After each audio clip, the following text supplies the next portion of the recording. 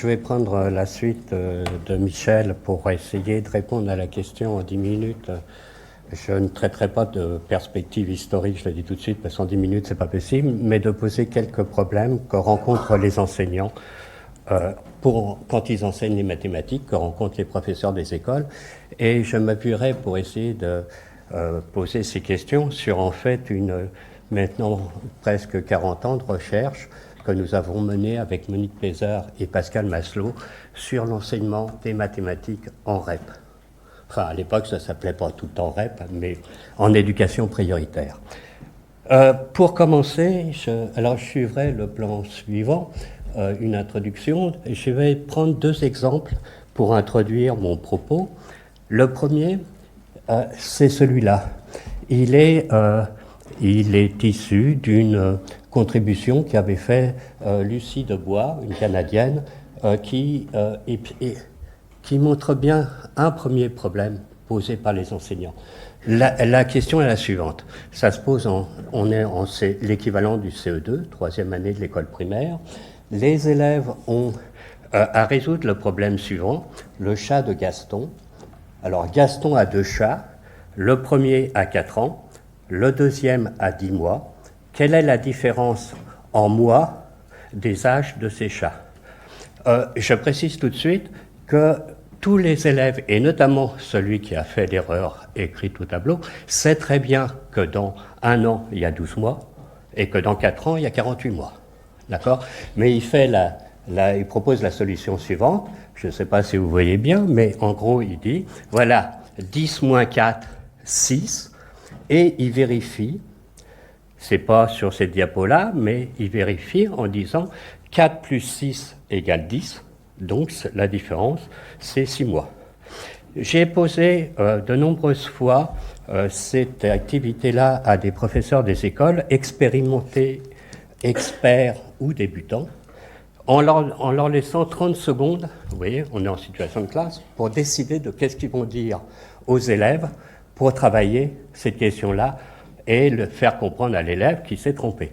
Et en fait, à une immense majorité, ça varie entre 90 et 100% du public, propose comme réponse, comme aide possible aux élèves, eh bien, tu n'as pas le droit d'enlever des mois à des années. C'est-à-dire que quelque part, parfois il donne une indication, fais attention, 1 an, ça fait combien de mois, etc. C'est-à-dire que quelque part, en fait, ces professeurs-là donnent une aide pour trouver la bonne réponse. Mais ils n'interrogent pas, dans une certaine mesure, la réponse erronée. Il y en a très peu, quasiment à l'état de traces, qui proposent par exemple, comme aide possible, l'interrogation suivante à l'élève. Si la différence d'âge, c'est 6 mois, si le plus jeune a 10 mois, quel est l'âge du plus vieux? Oui, ça, c'est un premier problème. Le deuxième exemple que je propose, c'est le suivant. J'étais en train de travailler avec une maîtresse sur les fractions. Et nous avions préparé, une maîtresse très expérimentée, qu'on s'entende bien, je veux dire. Et nous avions préparé la séance ensemble. Le but, c'était de travailler sur la notion de fraction à partir des airs. Et elle dit aux élèves, prenez une feuille, tous les élèves prennent leur feuille, elle fait en même temps. Vous voyez, cette feuille-là, pliez-la en 2. Les élèves plient en 2. Pliez-la à nouveau en 2. Les élèves plient en 2. Je précise tout de suite que moi, je suis à côté, au fond de la classe, et je suis à côté d'un gamin qui, vous voyez, il a toujours des bonnes idées, ce gamin-là, mais il ne les dit pas. C'est pas son truc de prendre la parole en public. D'accord?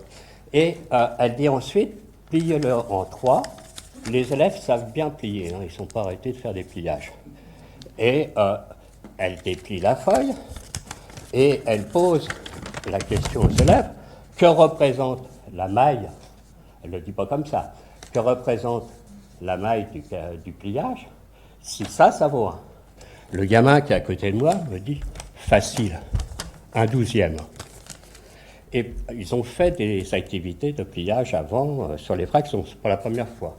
Mais au milieu de la classe, il y a un gamin qui, vous savez, c'est ces gamins, ils savent quand ils sentent un petit peu quand le prof va être en difficulté. Je veux dire, ils ratent pas leur coup, quoi. Et lui, sans le faire exprès, il a pris sa feuille, il a plié en deux, en trois, et il obtient ça. Vous voyez la différence en termes de forme. D'accord ?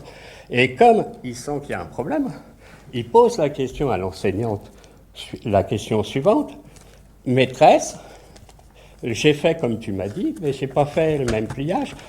J'obtiens ça, vous voyez, et il dit, ce sont ses mots propres, est-ce que c'est le même 12e ? D'accord ? Eh bien, vous voyez, là, vous avez quand même un gros problème, comme le précédent, qui sont posés, en fait, aux enseignants.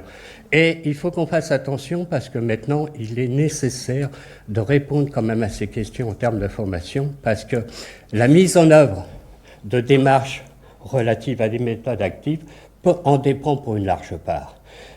Nous avons montré qu'il existait 3 grandes questions, en fait, dont les réponses modélisent, dans une certaine mesure, conditionnent les pratiques des enseignants en éducation prioritaire, mais je pense qu'un certain nombre de ces pratiques se retrouvent hors de l'éducation prioritaire. La première, c'est ce qu'on a appelé l'installation d'une paix scolaire, mais bon, j'en parlerai pas parce que c'est un problème un peu particulier quand même au REP. Mais en fait, les 2 autres questions, c'est ce qu'on a appelé avec Monique Pézard l'exercice d'une vigilance didactique.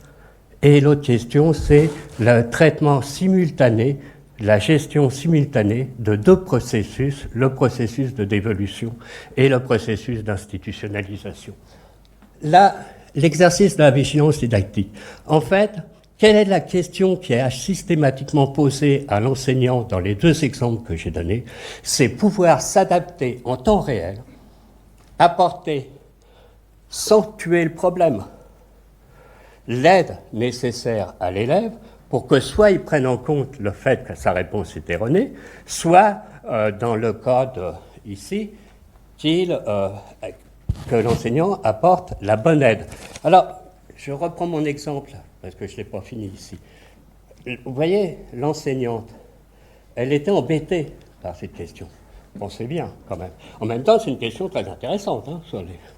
Mais elle sait que ce gamin est en train de tester sa légitimité. Moi, je suis au fond de la classe, et puis, le petit gamin qui est à côté de moi me dit la chose suivante. Il me dit, facile, c'est évident. Dans les 2 cas, il y en a 12. Donc, c'est le même 12e. Lui, il a tout compris. Il a compris que le nombre 1 12e, c'est le nombre qui multiplié par 12 est égal à 1. Mais l'enseignante, elle a la pression de la classe, vous voyez, et du coup, elle fait ce qu'il ne faut pas. Elle donne la main aux élèves, c'est dans un CM2, et si vous demandez à des élèves de prouver ça, qu'est-ce qu'ils vont vous dire ? On va découper. Et puis on va redécouper pour essayer de faire un pavage. Vous imaginez des élèves de CM2 découper avec leurs ciseaux à bourron, ça, en faire un pavage un rectangle, comme disait le gamin de tout à l'heure, pour en faire un carré presque carré, vous voyez ? Eh bien, ils n'y arrivent pas. Et le gamin qui était à côté de moi dit, lui, il l'a fait consciencieusement, et il dit, j'aurais bien cru pourtant que c'était la même chose. Alors, là, il y a quelque chose, vous voyez, c'est ça, un ajustement didactique en temps réel. L'ajustement, c'est de penser là en termes d'enjeux d'enseignement. C'est pas qu'une question mathématique, l'enseignante sait très bien qu'un 12e multiplié par 12 c'est égal à 1. C'est pas ça son problème, c'est de répondre là à ce que dit l'enfant. Et en fait, cette réponse-là, ça nécessite qu'elle maîtrise immédiatement, mais en temps réel, les enjeux d'enseignement qui sont dans la situation, qu'elle voit d'abord quelle est la vraie situation posée par le gamin, et d'autre part, qu'elle apporte la réponse, qui n'est pas la réponse ici en termes de manipulation. Ce n'est pas la manipulation que je fais en question, puisqu'au départ, on fait des manips. D'accord ? Mais c'est la réponse en termes de calcul, parce que seul le calcul ici est la bonne stratégie pour trouver la bonne réponse. Alors, c'est ça qu'avec Monique Pézard, nous appelons exercer une vigilance didactique. Exercer une vigilance didactique, c'est en fait repenser en termes d'enjeux d'enseignement, à la lueur des résultats des recherches en didactique, les questions mathématiques qui sont posées aux élèves. Et là, ça nécessite qu'en formation, on ait une formation initiale, mais aussi continue. Ça ne se construit pas en un seul jour. Dès qu'on leur fasse comprendre un certain nombre de résultats de recherche en didactique, qu'on leur fasse, qu'ils puissent s'appuyer sur ce que, de façon un peu caricaturale, on appelait des petits théorèmes de didactique, c'est-à-dire ce qui est important. On sait des choses sur l'évolution des élèves, sur les réponses à apporter, et puis aussi de leur apporter des outils qui permettent de lire le réel, et les ressources d'ailleurs, ces outils qui ont été à l'initiative créés pour des recherches en didactique, mais qu'on doit repenser en termes d'enseignement, c'est l'analyse à l'a priori, l'identification des savoirs, le repérage et l'analyse en acte des productions des élèves ou la gestion des variables. Il me reste combien de temps là ? 3 minutes. La deuxième grande question que je voulais aborder, c'est la question de la gestion en temps réel, là aussi, d'un couple de processus, les processus de dévolution et les processus d'institutionnalisation.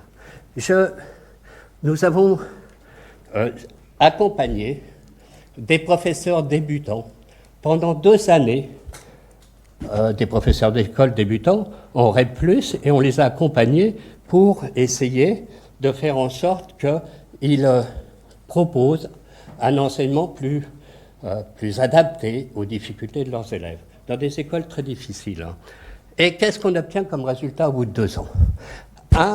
Les professeurs des écoles comprennent et apprennent à mettre en œuvre, en les accompagnant 2 ans après la formation initiale, à mettre en œuvre des situations consistantes, où il y a une réelle recherche des élèves. Ça, au bout de 2 ans, ils y arrivent, quel que soit le contexte difficile de la classe. Ils apprennent, ils ont compris aussi qu'il fallait faire expliciter les procédures des élèves. Ça, on obtient ce résultat-là. Mais, très majoritairement, on a 10 cas qu'on a suivis pendant 2 ans, il y en a les 10, on obtient ça. Mais ce qu'on n'arrive pas à obtenir, c'est que le professeur des écoles, malgré toute l'aide qu'on peut apporter, malgré la formation initiale qu'il a reçue, développe le texte du savoir correspondant à l'activité qui est proposée aux élèves. C'est-à-dire que autant on gagne sur le processus de dévolution, autant on a du mal à gagner sur le processus d'institutionnalisation. Vous voyez, ils font tout jusqu'au moment où il faut qu'ils enseignent. Et là, il y a un vrai problème. Et il faut faire attention. Si en termes de formation, on ne sait pas répondre à cette question, il y a un risque, c'est que et ce risque, je le vois assez fréquemment, le risque, c'est que les enseignants et compris des formateurs, des chercheurs pour certains, jettent le bébé avec l'eau du bain. C'est-à-dire que, comme on ne sait pas institutionnaliser, eh bien, on ne va pas proposer de méthode active. Et là, il y a un enjeu déterminant actuellement pour la formation, que ce soit pour mieux armer les enseignants à enseigner en éducation prioritaire, mais plus généralement à enseigner les mathématiques en leur proposant, comme Michel le montrait, des situations consistantes où ils vont mettre à l'épreuve des conjectures, mais le but, c'est qu'ils apprennent des savoirs qui s'appuient ensuite sur un texte du savoir. Et là, il faut bien le dire, il n'y a pas eu les recherches nécessaires sur l'institutionnalisation, sur le texte du savoir à développer et comment on travaille ces questions en formation. C'est pas simple pour un professeur des écoles. On lui dit dévolu, caricature. Lui, ce qu'il va faire, c'est qu'il va se mettre en retrait pour laisser la main aux élèves. Mais quand il va institutionnaliser, il reprend la main. Cette gestion, ça se fait en quelques secondes, ce changement de posture. Et là, il y a tout un apprentissage et des recherches à mener pour mieux outiller les enseignants sur cette question. Je vous remercie.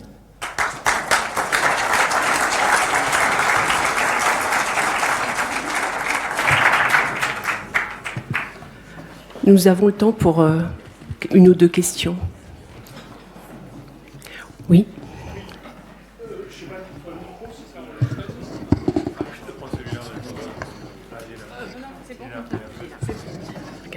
Merci. Oui, en fait, bon, je trouve votre intervention et celle de Michel tout à fait juste et plus que pertinente. Bon, moi, je n'ai jamais enseigné en tant que tel et donc je découvre un peu tout ça.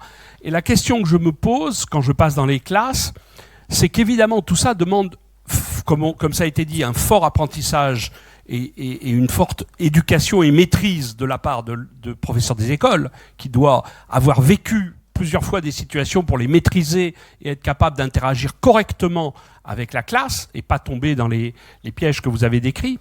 Mais la question que je me pose, c'est le temps qu'ils y consacrent. Quand je discute avec les enseignants, le retour que j'ai, c'est très consommateur de temps. Et c'est vrai que c'est consommateur de temps. Et donc la question que je me pose, c'est pas dans les toutes petites classes où je pense qu'on peut faire pratiquement tout ou beaucoup de choses comme ça, mais au fur et à mesure qu'on monte dans les classes, l'enseignant qui est pris par, dans sa tête, l'obligation de suivre le programme, que ce soit juste ou faux, n'est pas la question. Est-ce qu'on ne devrait pas garder ces méthodes pour certains apprentissages, des apprentissages clés, et je vais en citer un parce qu'il m'a beaucoup choqué en passant dans des classes de quatrième, c'est la difficulté qu'ont des élèves en quatrième de positionner des axes. Si on leur donne des axes avec des grandeurs, ils n'ont aucun problème pour mettre des points sur les axes, ça, il n'y a pas de problème. Par contre, si on leur dit, faites un graphe ou faites avec deux axes, positionnez les valeurs et mettez les points, ils sont paralysés par le positionnement des axes. Donc ce que je veux dire, c'est, est-ce qu'il n'y a pas des situations... Et parlant avec les enseignants, c'est générique. C'est-à-dire que ce n'est pas une classe ou un enfant qui a des difficultés, ils voient ça tout le temps. Donc est-ce qu'il ne faudrait pas arriver à un certain niveau, décider ou réfléchir sur des situations où l'apprentissage par investigation ou par méthode active permet de débloquer pour toujours une situation dans la tête de l'élève et sortir de cette idée, on fait tout comme ça ou rien comme ça, c'est jeter le bébé avec l'eau du bain.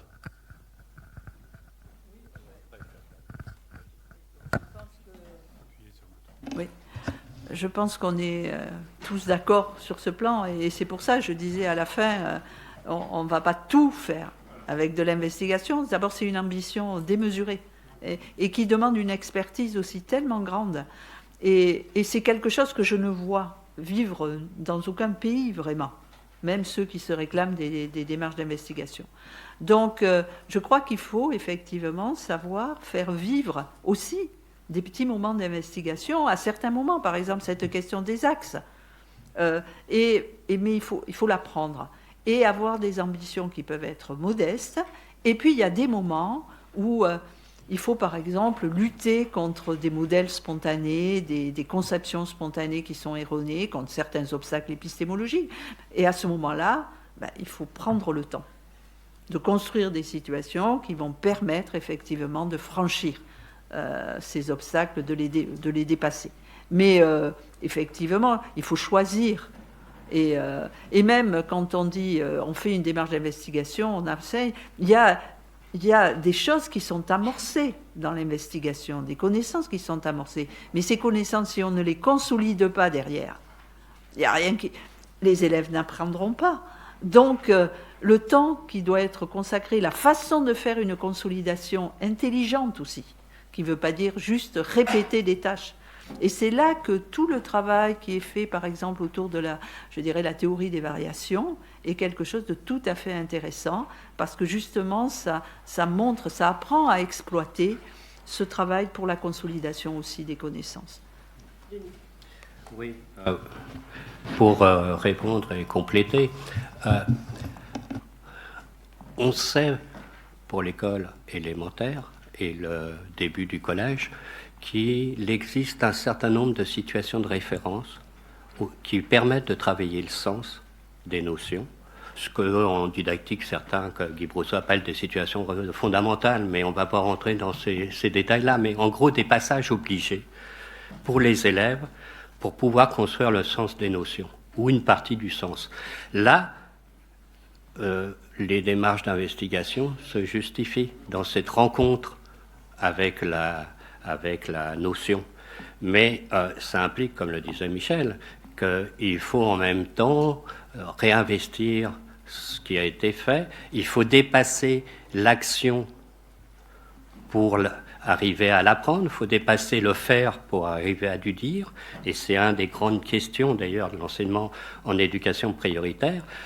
Du coup, il faut penser finalement la manière dont on va travailler en termes de faire construire une partie de la connaissance aux élèves, de façon à que le professeur cible un certain nombre de situations où il y a un enjeu effectivement important.